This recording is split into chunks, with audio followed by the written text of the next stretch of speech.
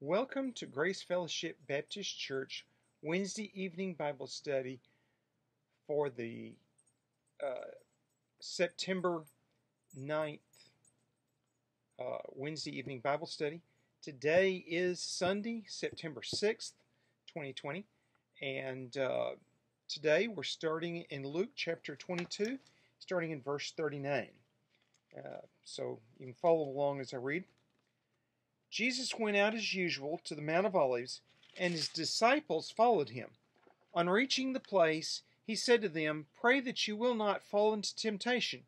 He withdrew about a stone's throw beyond them, knelt down and prayed, "Father, if you are willing, take this cup from me, yet not my will, but yours be done." An angel from heaven appeared to him and strengthened him, and being in anguish, he prayed more earnestly, and his sweat was like drops of blood falling to the ground. When he rose from prayer and went back to his disciples, he found them asleep, exhausted from sorrow. "Why are you sleeping?" he asked them. "Get up and pray so that you will not fall into temptation." I'm going to pause there a minute. This is, of course, the evening after they've celebrated the Passover, and they have left the upper room and they've gone back to the Mount of Olives. A few chapters before, Luke said that they were staying at the Mount of Olives for the duration of Passover. So basically, they're going back to where they camped. It was one of the places people would stay when they were celebrating Passover in Jerusalem. It was a reasonable walk away from Jerusalem, and that you could stay out there, you could sleep. As long as you didn't do any damage, nobody really cared. It was kind of, well, it was private land. There wasn't really a whole lot of public land. It was private land, but it was not land that was in use in the sense of, active crops being grown. As long as you didn't disturb the olive trees, nobody really cared. And so people would set up tents, they would put their bedrolls down, whatever, and sleep out there. And so Jesus goes out there, and apparently to the place where they normally go, because Judas, even though he left the party in the middle of the celebration of Passover, he knows where to find Jesus. So, we'll get back to that, but he goes out there to pray.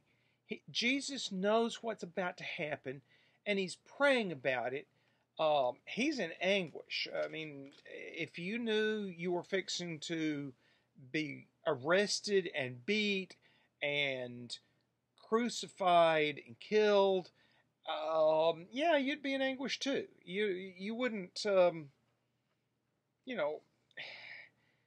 his human part was definitely front and center here. Yet he's obedient to God's will, and some of the things that we know from in this passage that he went to where he normally does is Luke says he went out as usual to the Mount of Olives. So it's his usual place to go during that week, exactly where he normally went, and he leaves his disciples to pray. They need the prayer for their purposes. They need to be strengthened in the Lord. But it's after dark. It's well after dark. It's time to be asleep. Let's face it, they had a culture where when the sun goes down, you go to bed. When the sun gets up, you get up. And they've been walking after dark. They're exhausted. They're not used to electric lights where you can flip a switch on and stay up later. Their bodies are in sync with the sun. It's natural for them to go to sleep. They're where they have been sleeping for the last few days. It's just natural and normal.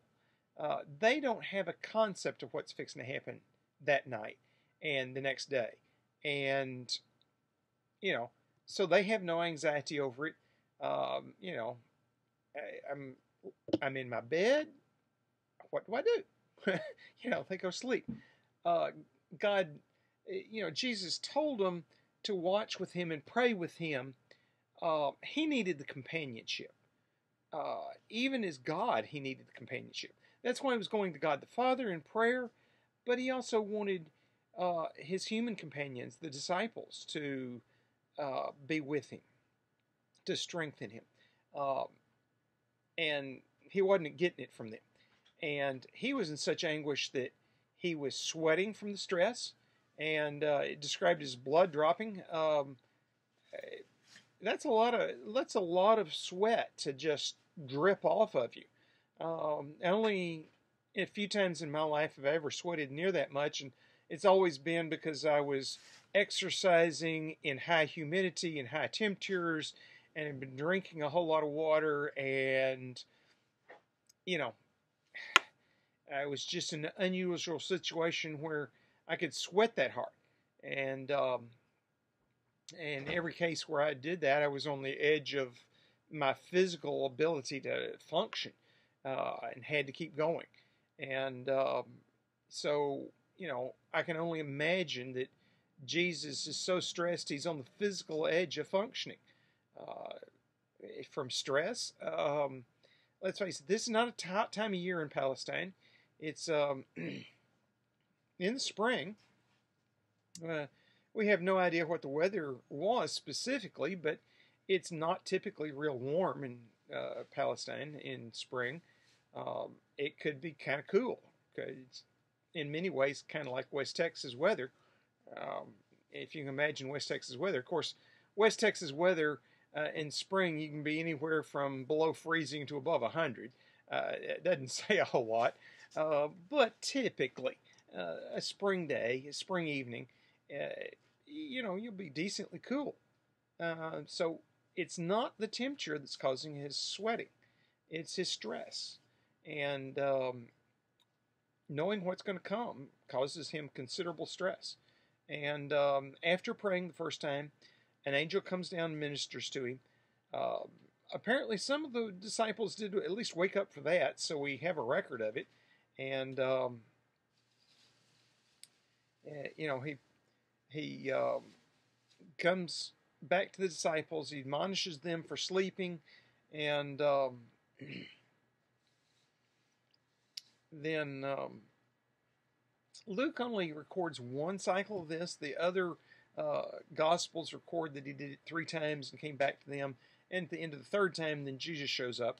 Um, it's from Luke's perspective, it doesn't matter how many times that it happened, that he was praying, and that he rebuked the disciples was the important thing. The disciples did need to be rebuked for failing to follow directions, even though it's natural and normal. There's been times that I needed to stay up and get something done, and I was past my exhaustion point, and sometimes it didn't turn out well because I was way up past my time I should have been asleep. There's times I've pulled all-nighters and it worked. There's been times I've pulled all-nighters and it didn't.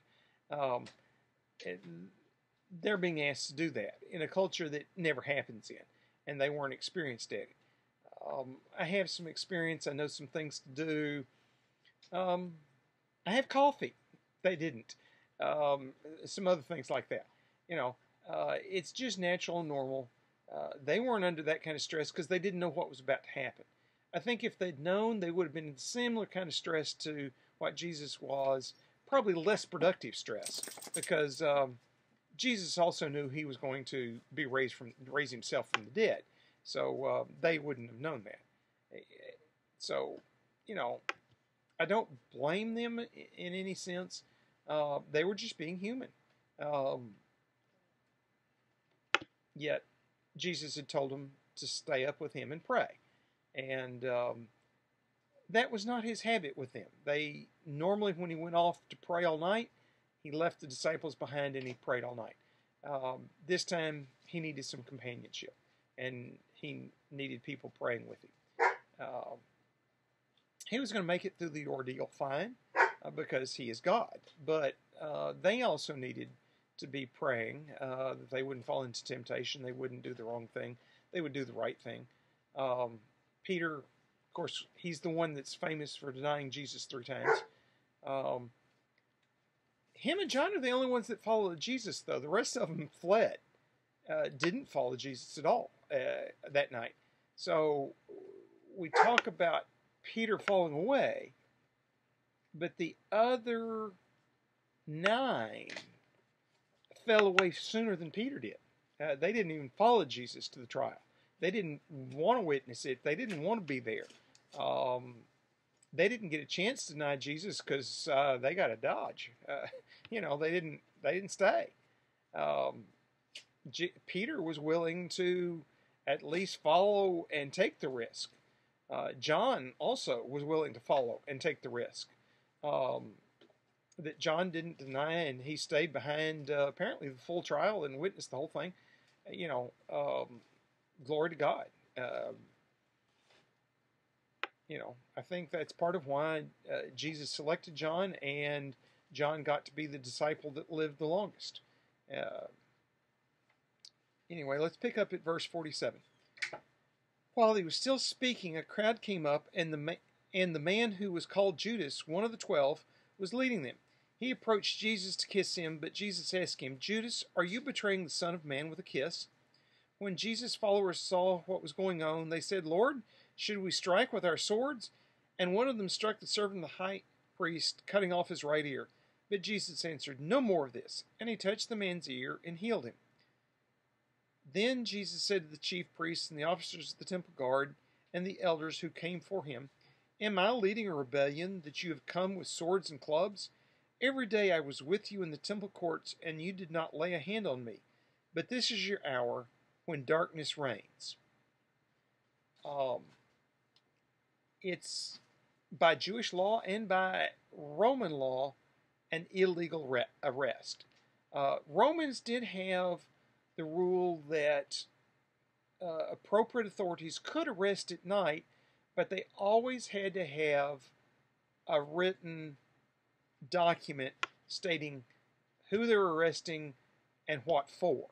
Kind of like our arrest warrant. They had to have written documentation. During the day, they could make an arrest without written documentation.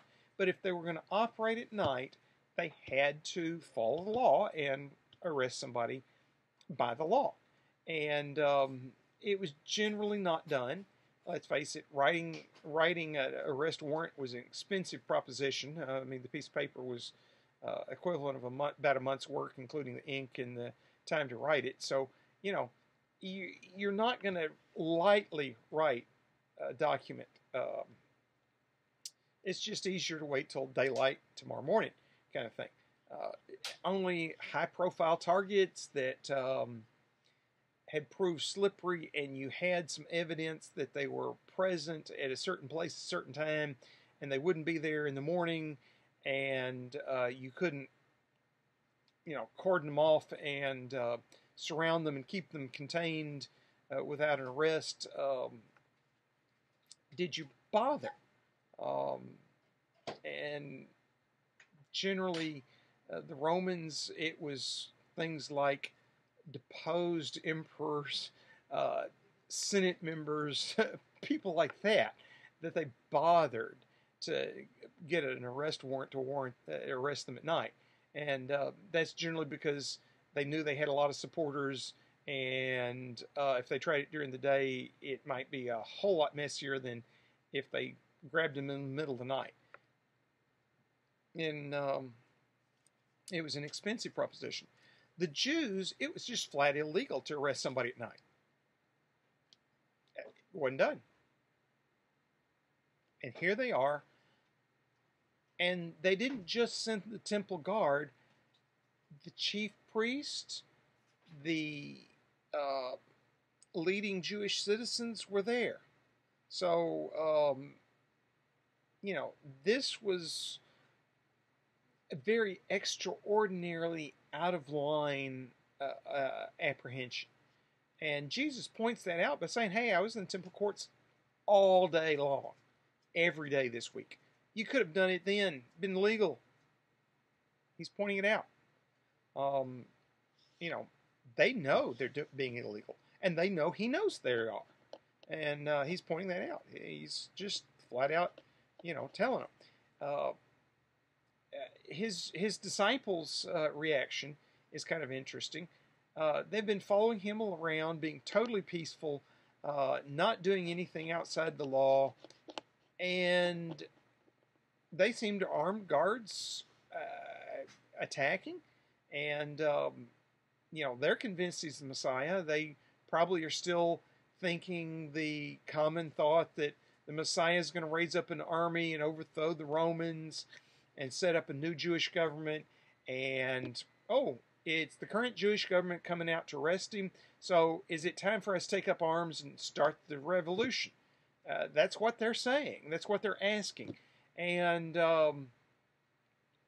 Luke doesn't point out that it was Peter that actually cut the ear off, because if this was Peter's defense in front of the Romans, that would have actually been something that he didn't need to in his trial transcript. So Luke just leaves out who swung the sword and actually cut off an ear and started the violence.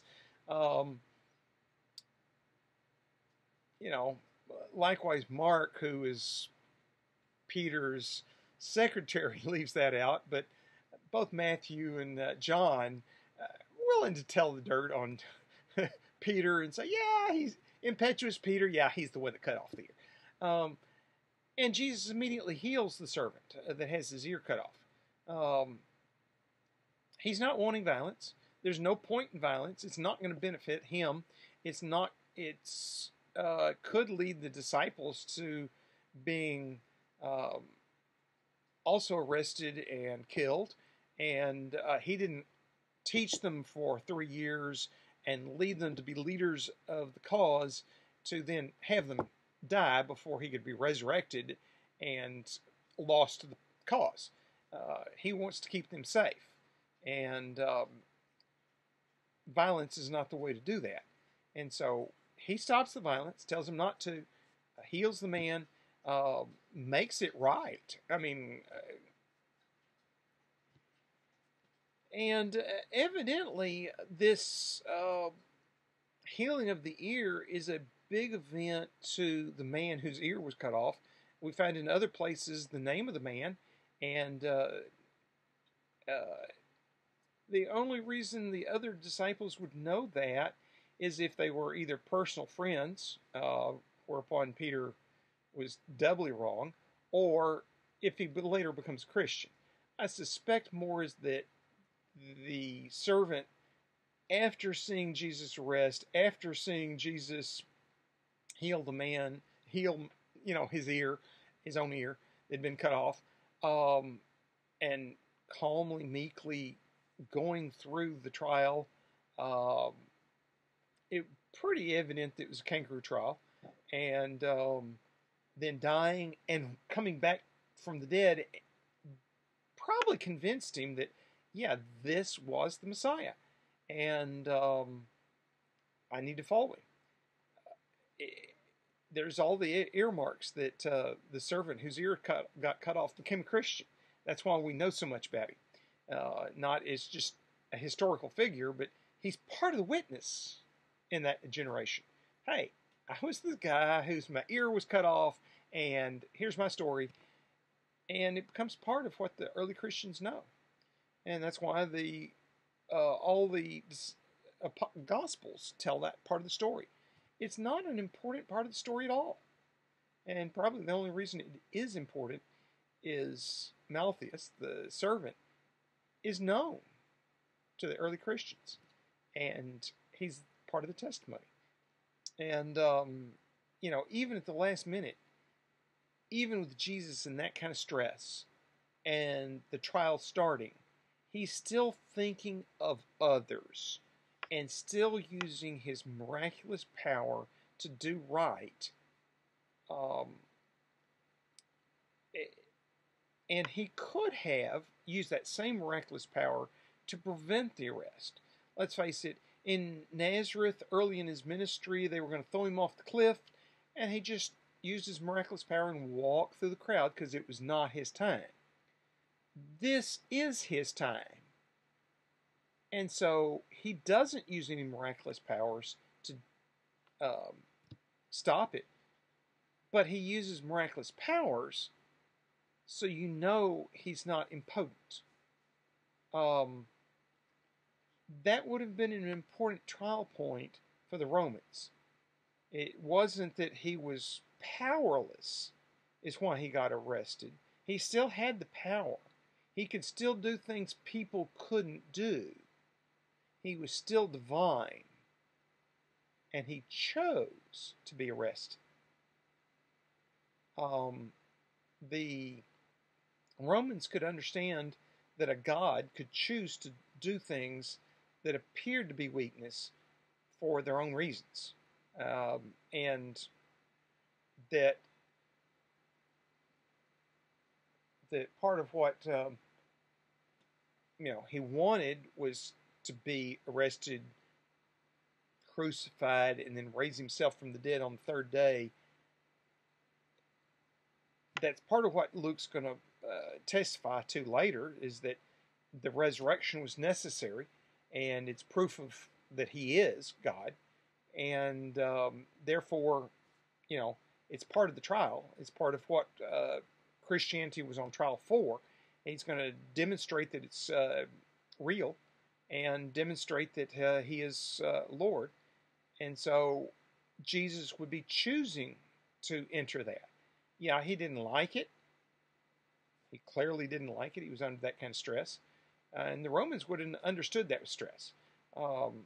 Soldiers in battle would have understood that stress. And let's face it, a lot of the people that were in the hierarchy in the Roman courts were ex-soldiers or ex-military leaders. And after they'd reached their retirement age, well, you got to have a civilian job. You've worked for the government this long. Let's face it, a lot of societies do that. I mean, how many people in the government today are ex-military? How many people in the post office are ex-military? I mean, societies do that very often, and the Romans were no exception. And in fact, part of the reason they were so successful is they set up an intentional system to do it and did it well.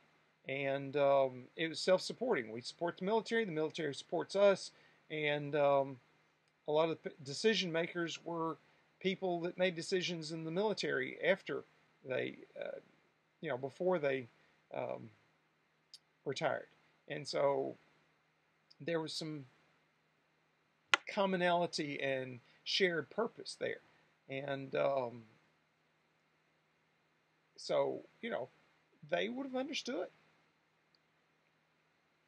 And so after Jesus, points out that they're making an illegal arrest, and Luke is pointing out that, it was known at the time, and it was basically protested, so that, the Romans could make the decision that, yes, this man that was possessed by a demon and a traitor led them to do an illegal arrest for an illegal trial. I mean, Luke is setting it up so that a Roman that just wants the rule of law, they don't care about religion, they don't care about whether Jesus is God or not, they're going to conclude that Jesus was righteous and that he was innocent and that everything else was done wrong. And that's going to sway things toward Christianity being legitimate. So let's pick up at verse 54. Then seizing him, they led him away and took him to the house of the high priest. Peter followed at a distance, but when they had kindled a fire in the middle of the courtyard and sat down together, Peter sat down with them. A servant girl saw him seated there in the firelight. She looked closely at him and said, "This man was with him." But he denied it. "Woman, I don't know him," he said. A little later, someone else saw him and said, "You also are one of them." "Man, I am not," Peter replied. About an hour later, another asserted, "Certainly this fellow was with him, for he is a Galilean." Peter replied, "Man, I don't know what you're talking about." Just as he was speaking, the rooster crowed. The Lord turned and looked straight at Peter. Then Peter remembered the word the Lord had spoken to him. Before the rooster crows today, you will disown me 3 times. And he went outside and wept bitterly. So Jesus is arrested.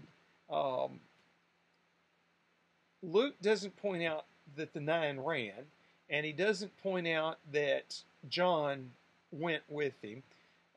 John was not on trial in Rome, so his narrative is not part of what Luke deals with. John actually deals with that narrative a whole lot more in the Gospel of John. On trial in Rome was Peter and Paul and Christianity.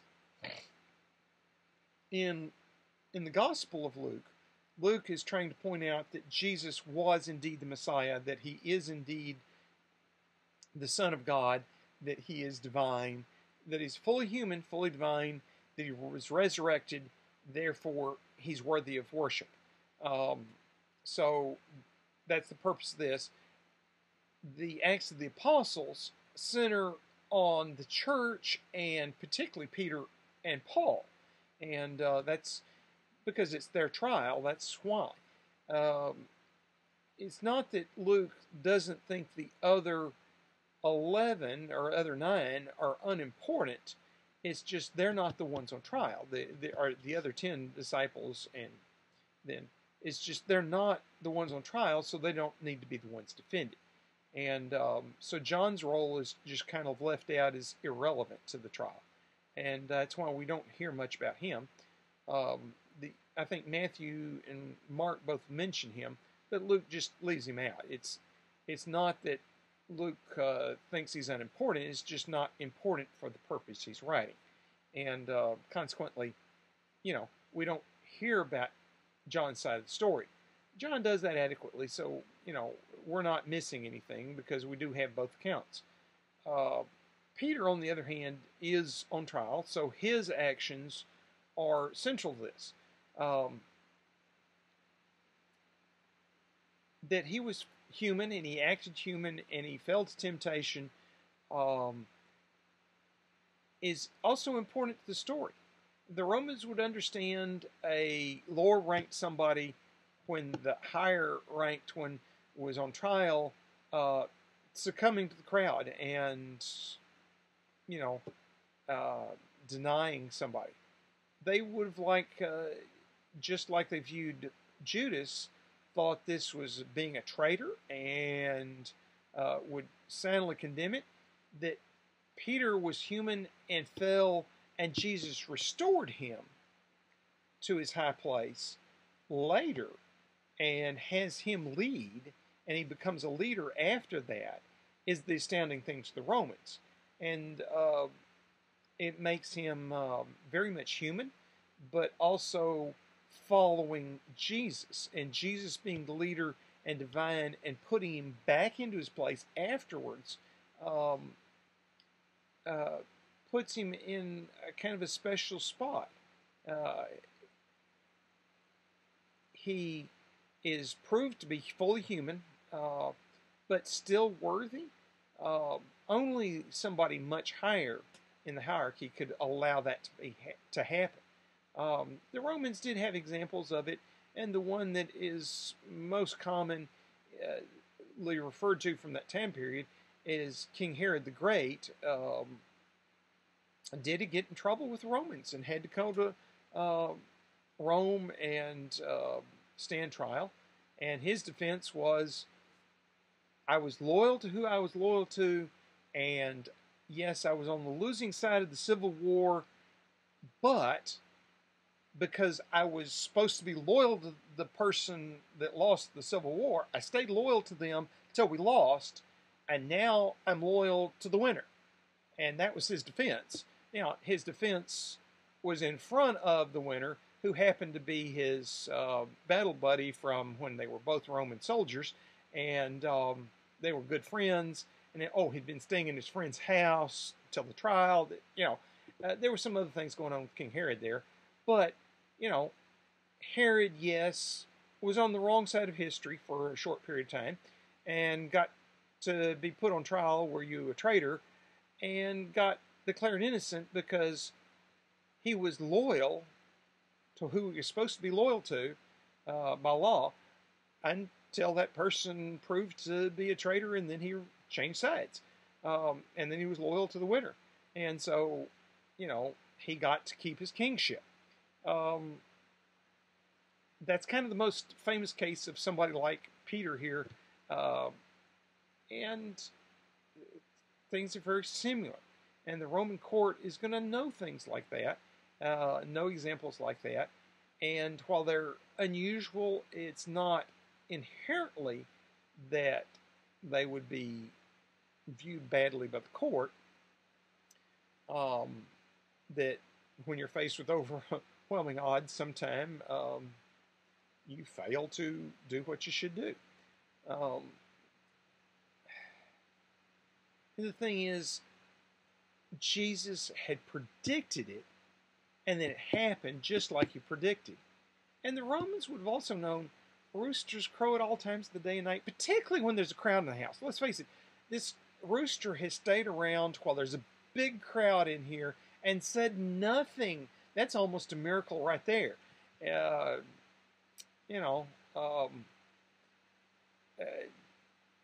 rooster was used to everybody going to sleep at night.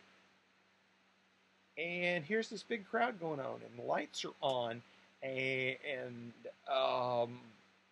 people are camped in the courtyard, and there's dignitaries in the house, and the rooster says nothing. Let's face it, a woman approaches him, says, you were with Jesus. A little while later, somebody else says, oh, you were also one of them. An hour later, the servant's been sitting around thinking about this, contemplating this. They've seen both denials before. They've listened to Peter. They know he has a Galilean accent because there's a difference in accent in Jerusalem and Galilee.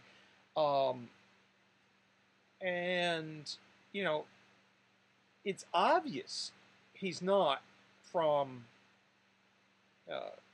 Jerusalem. And it was known that Jesus was Galilean. And, they're pointing out the similarities, and they have testimony of two people, which to the Jewish mind, testimony of two people is sufficient in a court trial. Not that there's a trial going on for Peter per se, but, if you're denying what's pretty obvious the truth, and they've ruminated on it for an hour and go, it has to be that you're one of his disciples. And Peter denies the third time, and then while he's denying it the third time, then the rooster crows. And when that happens, Jesus turns around from the trial, looks at Peter, doesn't say a thing, just gives him the eye, and Peter knows he's guilty. Peter knows. And he goes out and leaves the assembly and goes out and cries. He feels defeated. Let's face it, I think part of what goes on here is Jesus wanted to physically keep him safe.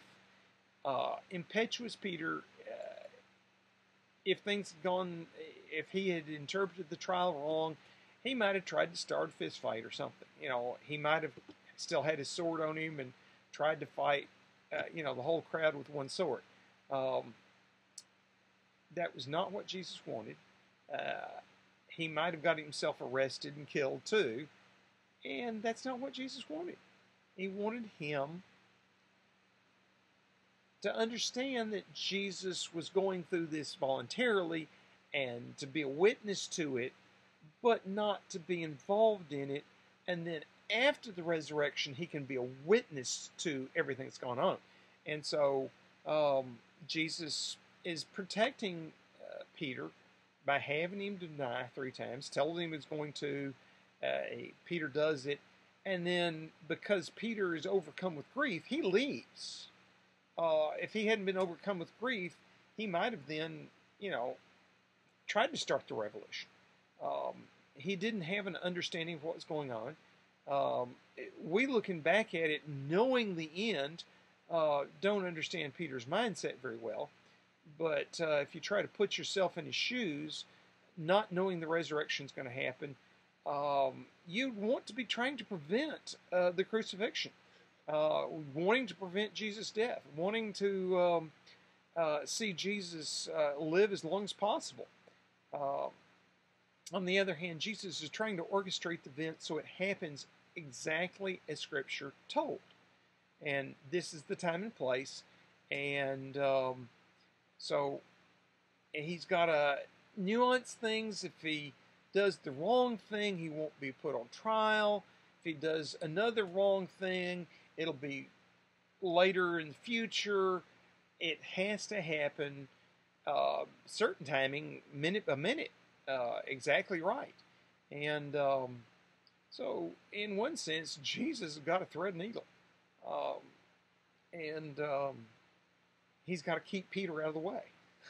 And so he does. And so Peter goes, after denying 3 times, the rooster crows. Peter realizes, yes, I did it exactly like you promised, and like you foretold. He goes out and he's heartbroken. Again, he's volatile, he's impetuous, and he knows he's wrong, and he's contrite. And he also knows he can't do anything about it, and that it happened just exactly as Jesus said. And he may not have remembered at that moment that Jesus said, after the resurrection, bring the disciples back. Let's face it, he's going to be one of the ones that recognizes the resurrection's happened. He and John. And the other disciples are still not going to be sure about it. And he's going to bring them on board that, yes, Jesus is alive. And so, he's got to be there for that. And to lead the other 10 of the 11 that are left, because Judas is off committing suicide at this point. They've got to be around and be witnesses. And Peter is instrumental in bringing them back. And Jesus had said that. I don't think in Peter's state of mind he probably remembered that, but he may have somewhere in his deep in his soul, deep in his heart, understood that. But it wasn't conscious with him, I don't think. That's not his personality to be that kind of deep and contemplative. But he goes off contrite. In verse 63, the men who were guarding Jesus began mocking and beating him. They blindfolded him and demanded, "Prophesy, who hit you?" and said many other insulting things to him. Now, Luke basically skips the nighttime trial, which was an illegal trial in Judaism. It would have been viewed very skeptically by the Romans.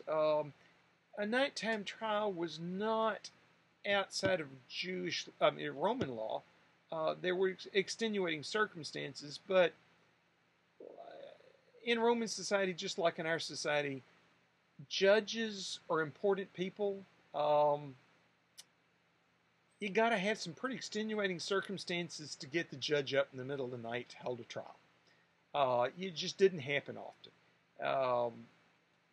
They have to really feel for the cause. And but the Romans would have also known that in Jewish law, a nighttime trial was illegal. And so, Luke, it wouldn't have registered that much probably to a Roman that didn't know Jewish tradition well. Luke probably would have had to explain it well to make it an important trial part. It wasn't a big trial point, though, that the night trial was illegal. To the Romans, the official trial the next morning would have been the important one. You can have all kinds of political mechanizations behind the scene. It's the official trial that was important to them. So Luke just doesn't mention it because they would have kind of viewed that illegal nighttime trial as, oh, you were doing politics ahead of the trial. That wouldn't have decided much one in the court one way or the other. Now, the guards mistreating the prisoner was illegal. It was illegal both to the Romans and the Jews, and that guards did mistreat prisoners all the time. That was not illegal, but you didn't do it before the trial. You made sure they were convicted, and then you could just do whatever you felt like to them, basically. A Roman guard that mistreated prisoners, that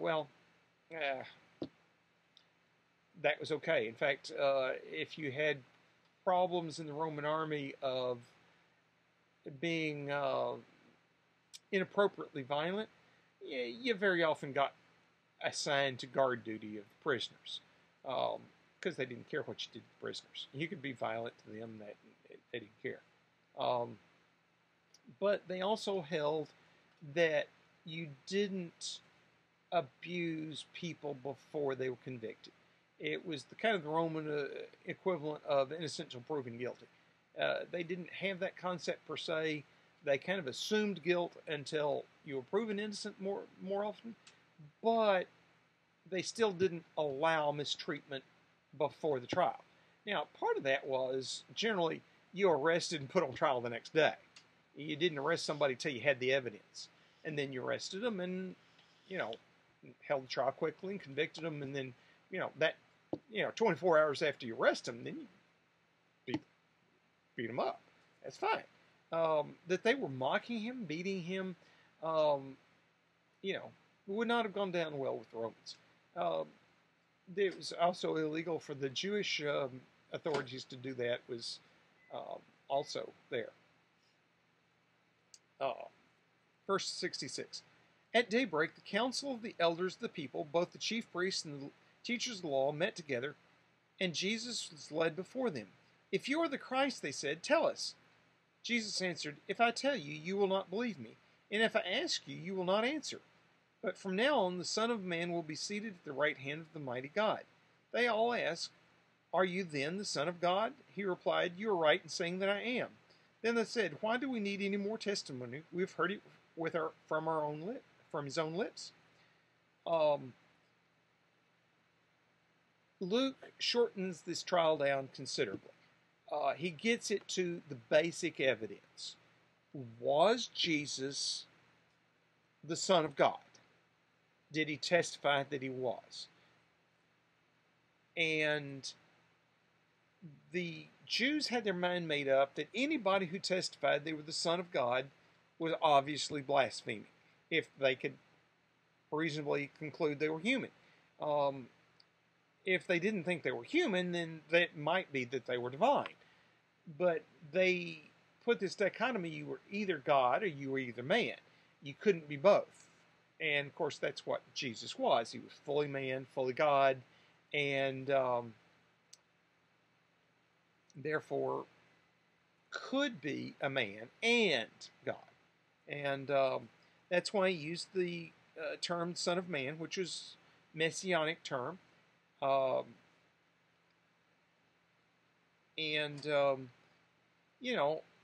you the Christ? They are asking, are you the anointed one? Are you the Messiah? Because they were convinced that he wasn't, and if he testified to it, that directly makes him a blasphemer and worthy of death. And, Jesus sidesteps the question. If I testified, you wouldn't believe me? You just tell them straight up, you're not going to pay attention to what I tell you. And,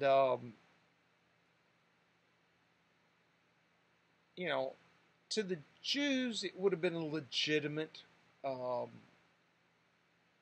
thing, and they could argue before the Romans that, well, he claimed to be the Messiah, when obviously the Messiah wouldn't be arrested by our people. It would be a legitimate trial point. Luke points out, and Jesus is sidestepping this legal trap and outwitting them again, which Luke has shown multiple times he outwits them. And then, then Jesus turns around and says it in a different form. You will see the Son of Man, which is the term he's been using for himself, seated at the right hand of the Father, of the mighty God. So he's claiming to be God's right-hand man, and that you will see him sitting as royalty with God. And so he's claiming Son of Man, which is a messianic term. He's claiming he's going to have a throne and be God's right-hand man. Those are all things that claim divinity. And the Romans would have got that he was claiming divinity. And of course, the Jews got he was claiming divinity. And totally angered them, because that couldn't be. We deny it, so therefore it can't be. I mean, right now in our political climate, how many people on both parties deny the truth from the other side, and therefore it can't be. We're no better. We're just like they were. And if it's not convenient for us in our political faction, we don't believe it. Well, so they directly then ask him, the central question, are you the Son of God? Well, now, the Son of Man is an Old Testament term for the Son of God. He's just said he is the Son of Man. He's been saying it for 3 years in public.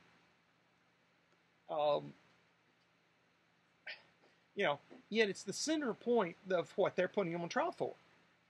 They've denied that he could be God, so if he claims to be God, then he's wrong. And he's sidestepped him around for 3 years without them, being able to get him. But this is time for them to convict him. And, so he says this locution where he says, you're right in saying that I am. In other words, he's saying that they're saying he is, if they're asking the question. And, Luke doesn't point out that there's been other testimony and they can't get conviction from all the testimony of man, blah, blah, blah. He's leaving all that out. He's cutting to the chase. What did they convict of?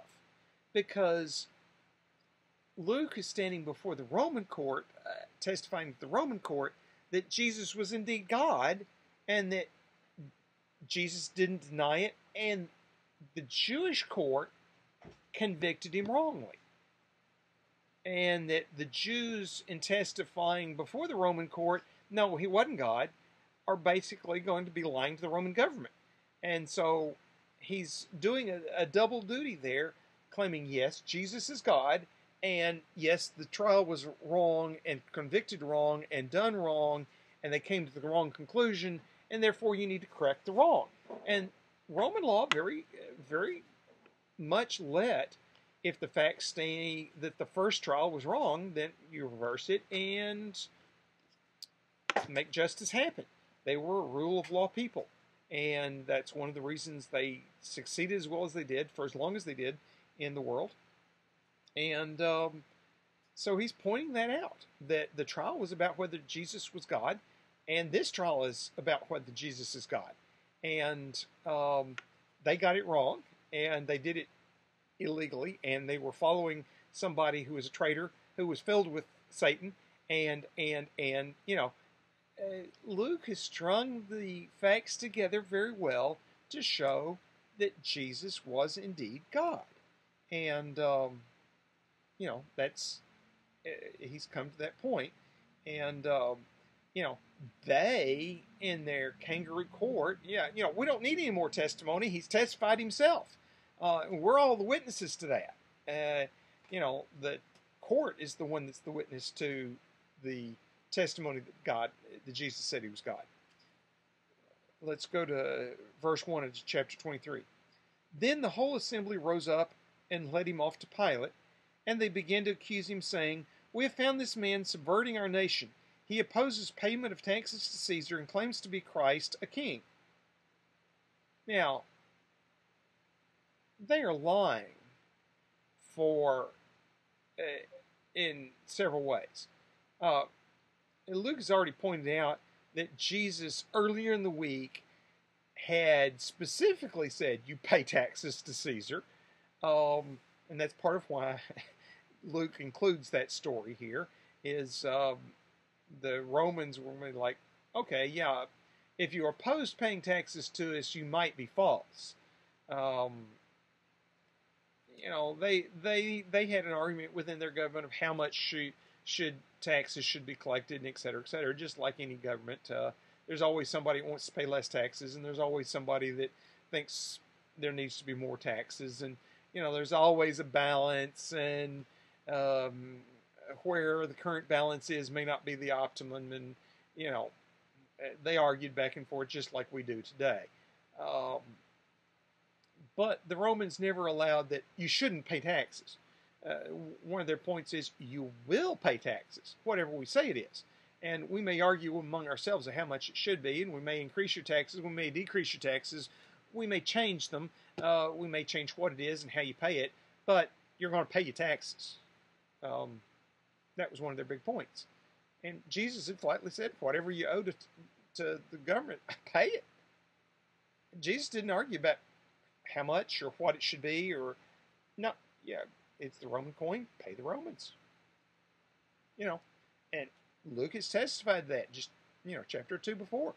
And so they're flatly lying about him saying you can't pay taxes to Caesar. Well, honestly, Pilate's probably already heard about Jesus' testimony.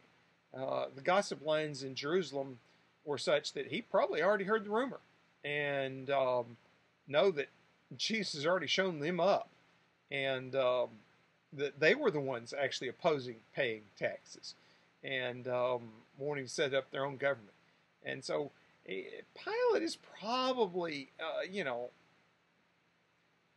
favorable to Jesus right there over the Jewish authorities, which he has already run into trouble with several times and is not too happy with, and they're not happy with him, and they're now coming asking him for a favor.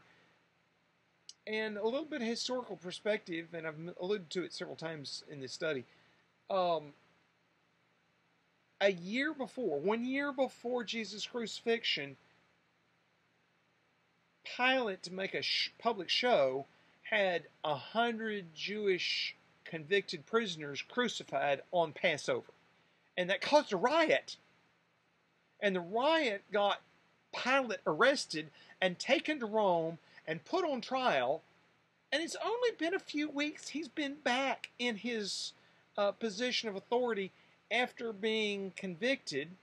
Well, he wasn't convicted. He was admonished.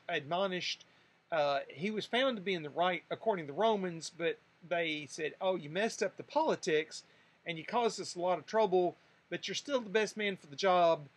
And if we take you off, we're going to actually create problems in Palestine for ourselves. So you're going to go back and do the job right, and don't crucify people on Passover. It's their important day. Don't do it. The day before, the day after, the week before, the week after, but don't do it on Passover. Pay attention to the local customs. It's basically what they told him. And, he's just back. And it's Passover. And you're asking me to crucify a guy on Passover? Are you crazy? Last year, you got me in trouble because I followed the law.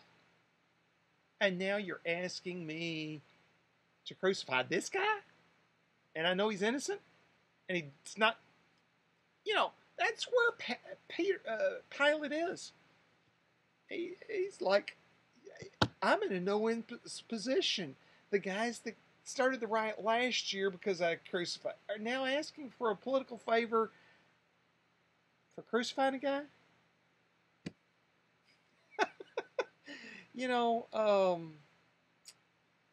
And the claim that he claims to be the Christ, and they probably used the Latin term there instead of the Hebrew term, Messiah, that he was the anointed one. And the emperor did claim to be Christ, an anointed one. And it was an important part of the mythos that the emperor was a supreme being. the Romans did not hold at this point in time the emperor was a god. That came later, and it was very controversial in Roman society when it did. They were thinking that the emperor is just a human. Now, more important, more powerful than any other human, but just a human. But that he was anointed to lead, and he was predestined by the gods, or led to be the leader by the gods, was within the Roman conception at this point in time. And, so the Jewish leaders pointing out that Jesus claims to be the anointed leader by a title that basically was reserved for the emperor was very provocative. Now, the thing was, Pilate was probably aware enough of Jewish customs to know that the messianic term Messiah, while it would translate into Latin as Christ, it was a different title, a different purpose, and he was, a king, but he was also a prophet, he was also a priest, and that it had a much different shading, and that they were using translation to make what Jesus said sound worse to the Romans than it really was. That was probably something Pilate was well aware of, and that Pilate would not have been aware enough to know, well, what does a Jewish Messiah need to be? He probably was aware of the common mythos that the Messiah would miraculously raise an army that would overthrow the Romans. But let's face it, if you're arrested by non-Roman guards and brought before the Romans, Pilate's not worried about you suddenly raising up an army and overthrowing him. He's kind of like, yeah, it's one man in chains in front of me. If he's really God and going to raise an army, there's nothing I can do about it. He's just going to be miraculous, and, I can't do anything. And if he's not, then I don't need to worry about it. I've got Roman legions across the hall. It's one man. So what? And so he knows that these claims are exaggerated and false, and that's what they're making the claim before him. He knows that they're jealous of Jesus. Verse 3. So Pilate asked Jesus, "Are you the king of the Jews?" Now, Pilate is asking a different question.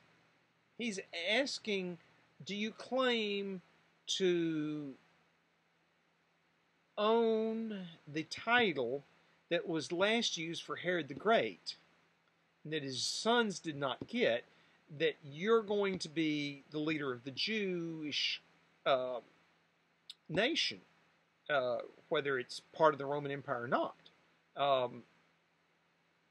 Because it was a legitimate title to the Romans, and as long as you were faithful to the Romans, they didn't care if you were king of the Jews. If you were going to be king of the Jews and try to overthrow the Romans, they cared. But if you're going to lead under their authority, fine. Pilate had been kind of willing to go, okay, I'll put you in charge. You'll be my boss, but, I'll be the one to anoint you, and, you'll owe me favors, and, I'll do favors for you, and we'll rule together. He's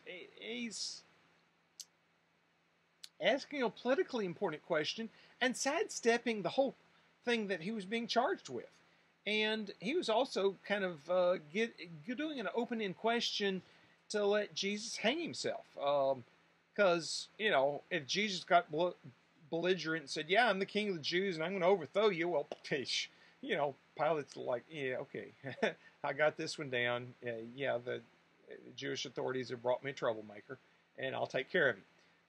On the other hand, if he denied it and said, no, I'm not a king, then he'd know, the Jews are causing me trouble again, and they've brought in an innocent man, and I deal with it.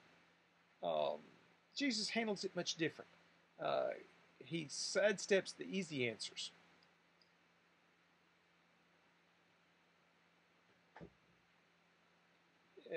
Second half of verse 3.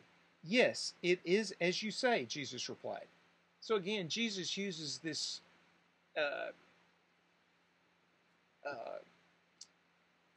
thing of your question is what you said. You know, and Jesus comes at it humbly. He's not boastful. He's not proud. He's not, he accepts the title just naturally, like somebody who would really have the title. But he's not, trying to imply that Pilate doesn't have authority. He doesn't, cast anybody down in that process. Verse 4, then Pilate announced to the chief priests and the crowd, I find no basis for a charge against this man. Pilate knows the score. He knows he's innocent. He knows that this man is not going to overthrow the Romans, and that it's just the Jewish authorities being jealous of him, and that they don't want him being in charge.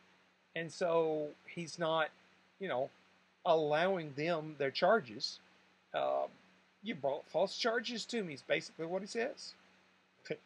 I've examined him, and he's innocent. Trial should be over at that point. But this is at a level of court where politics plays a part, and the Jews know that, and they're trying to work the politics. And, okay, they failed in the first charge, and it's just their opening gambit. Verse 5, but they insist. He stirs up the people all over Judea by his teaching. He started in Galilee and has come all the way here. Now, this is an important distinction to Pilate because a Galilean is not under his authority. And only if Jesus was leading an insurrection in Jerusalem would Jesus then be under his authority. Verse 6. On hearing this, Pilate asked if the man was a Galilean. When he learned that Jesus was under Herod's jurisdiction, he sent him to Herod, who was also in Jerusalem at that time. So this is Herod Antipas, Herod the great son, who's king up in the northern part, up in Galilee and what's now Lebanon and into Syria. And he has actually a larger kingdom than Pilate rules over. And so he finds out, oh, this man isn't my problem. I solved this one easy. I send him off to his king and let his king deal with it. Pilate's just trying to get out from underneath this when he knows it's going to cause him problem no matter what happens. And he doesn't want to be involved in it. And it's like, oh, I found the easy route out. Oh, he's not my problem. So he sends him off to Herod. Verse 8, when Herod saw Jesus, he was greatly pleased because for a long time he'd been wanting to see him. From what he had heard about him, he hoped to see him perform some miracle. He plied him with many questions, but Jesus gave no answer. So Herod has been literally wanting to see Jesus since very early in Jesus' ministry. Herod at one time worried that this was John the Baptist raised back from the dead. He's this time concluded, no, that's not John the Baptist because he hadn't come up to my court and stuck his finger in my face and said, you're wrong again, which John the Baptist had a bad habit of doing. And so, he's concluded, okay, this is a different man. And he's heard the miracles, he's heard the rumors, and he wants to see something. He wants to see the spectacle. He's eager to see Jesus. He finally gets a chance. And his view of Jesus is positive. This man is preaching good things, and he's a miracle worker. He's obvious that he has divine authority, whether he's a prophet or what, is not Herod's problem. He's just, hey, I want to see. I want to see the spectacle. This is fun. I want to be entertained. And that's Herod's perspective. And Jesus, he asks him lots of questions, and Jesus says nothing. Because it's not before Herod that Jesus needs to be on trial. If he gets moved to Herod's jurisdiction, the crucifixion will not be in Jerusalem where it's been prophesied. It'll be up in Herod's territory. Herod does not have authority in Jerusalem to actually do a crucifixion. He's there to make a trade deal, essentially, with the people in Jerusalem.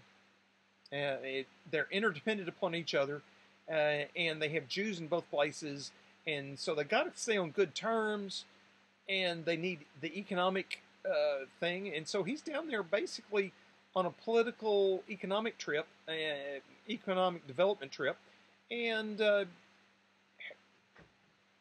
Pilate and Herod had been on bad terms with each other up until this point. Other sources, other Gospels point that out, and that they become friends after this because of Jesus and the commonality there. Anyway, verse 10. The chief priests and the teachers of the law were standing there, vehemently accusing him. When Herod and his soldiers ridiculed and mocked him, dressing him with an elegant robe, they sent him back to Pilate. That day, Herod and Pilate became friends. Before this, they'd been enemies. Okay, so Luke's pointing out, hey, to the Romans, Jesus solved one of your little problems by 2 neighboring principalities over in your trouble region that hadn't been getting along, and because of Jesus, they started getting along. To the Romans, this would have been a positive point for Jesus, and that therefore, the crucifixion was wrong. And that the Jewish priests and all their accusations, Herod, who was still in favor and had never fallen out of favor with the Romans, found him to be innocent and sent him back to Pilate. Goes, yeah, it's not my problem. He's innocent before me. The Romans would have taken that as a serious point.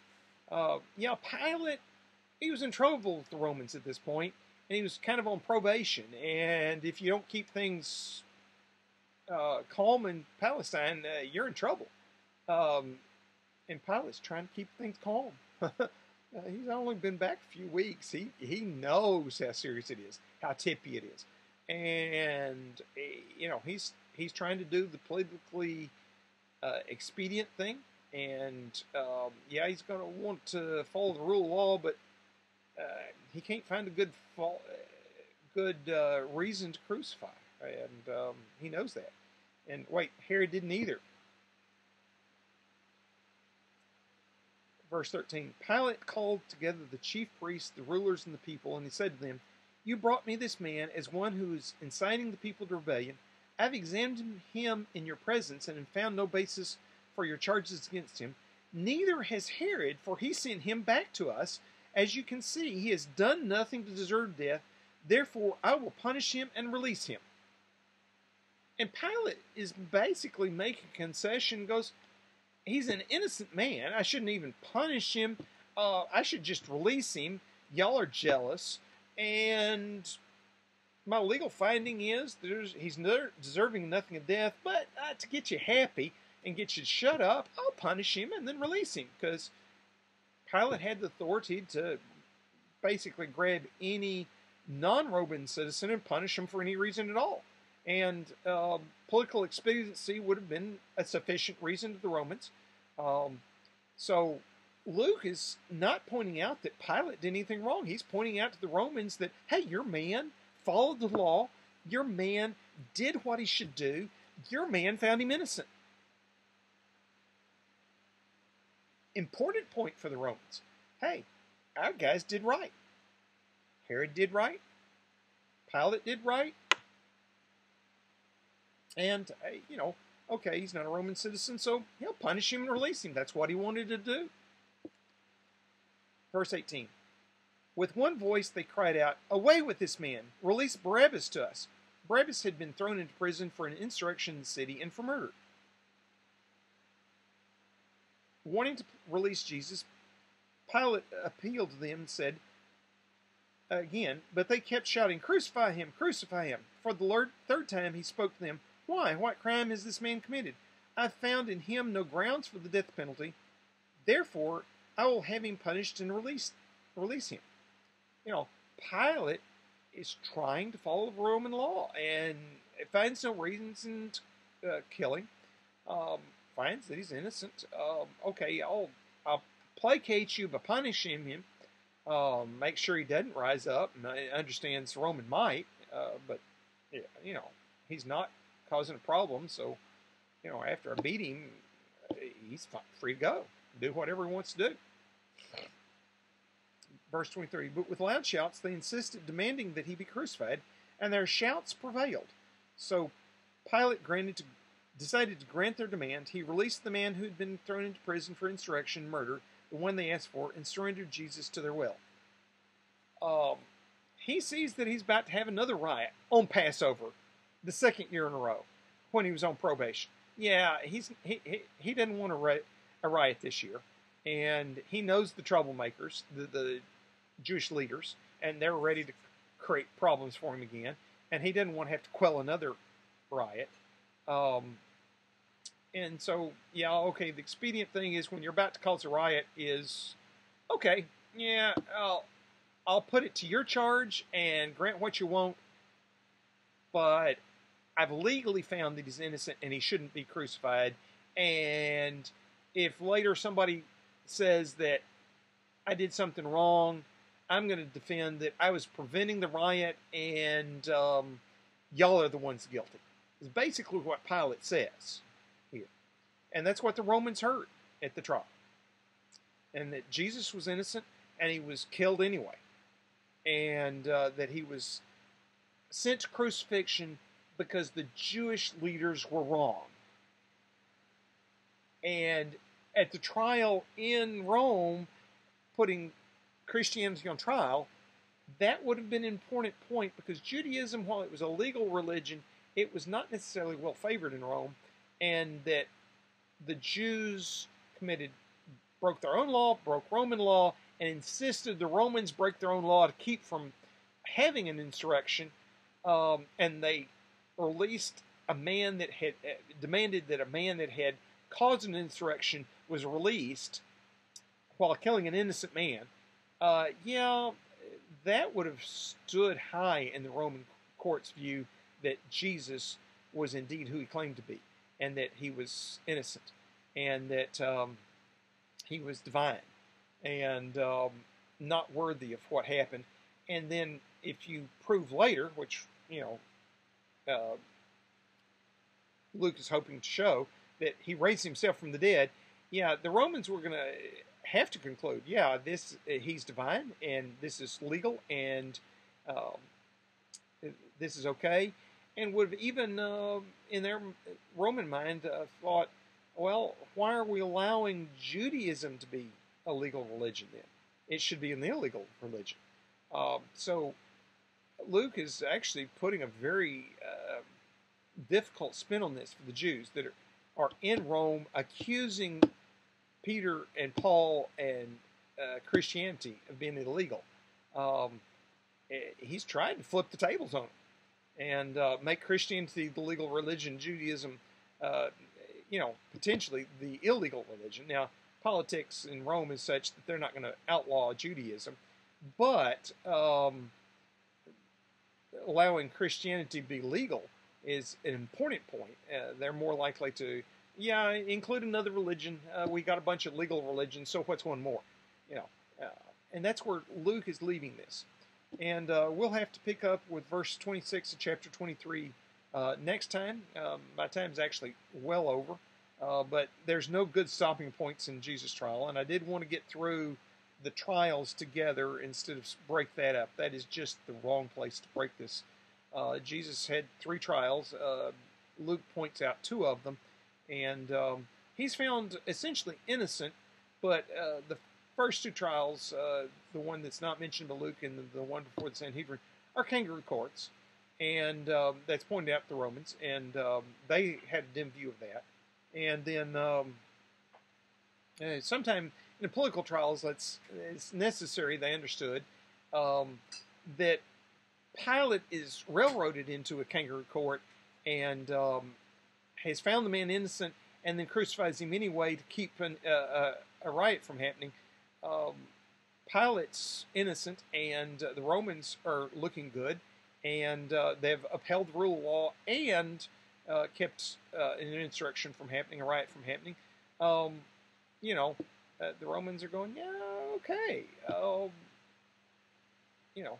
and so Luke is pointing out the facts that Jesus was innocent, and that Jesus' trial was wrong, and that the conclusion was wrong, and what they did was wrong, and that it still happened. We'll pick back up with that later. Lord, we thank you for coming to dwell among us, for being innocent and yet dying for us, that you were willing to suffer for us, even though it anguished you and caused you great stress and grief, and that you died for us, and that you raised yourself from the dead on the third day to prove you were Lord and prove you were King of Kings and Lord of Lords, that you are the Lamb of God, that you are the Almighty, that you are the Messiah, that you are the Christ, the one who we can follow and obey, and we should obey, that you were innocent in this life, and that multiple trials found that, and yet wrong conditions, you were wrongly convicted. Thank you for that. Lord, help us to lift you up and hold you up, that you would draw them into yourself. In your holy name, amen. See you next week. Hope to see you Wednesday so we can discuss this in more detail.